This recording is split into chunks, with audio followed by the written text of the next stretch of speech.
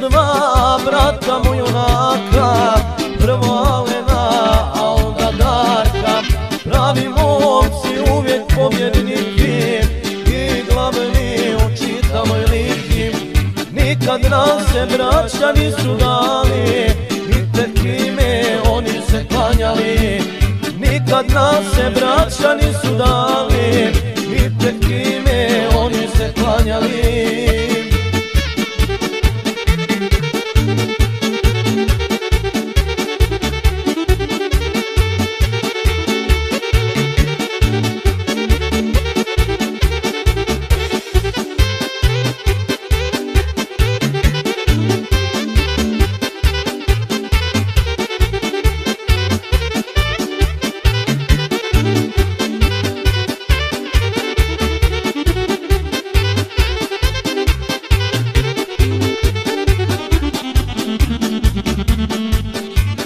Našeg Peju uvijek sreća krasi, najjača je familija Prasim.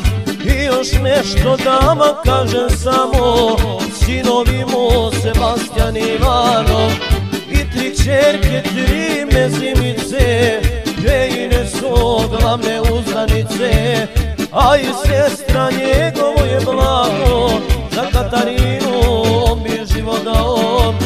A i sestra njegovo je blago, za Katarinu on bi život dao.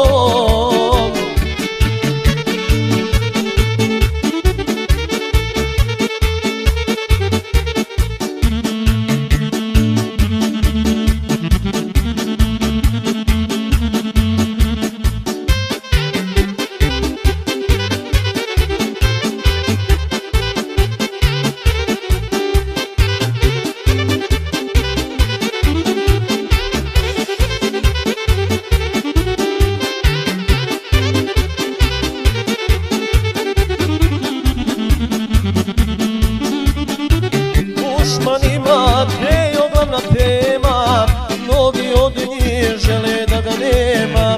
A uzalud trudim i muka, Peju čuva čak i Bože ruka. Nemoj niko s njime da se kači, jer u Liki nema nigde jači.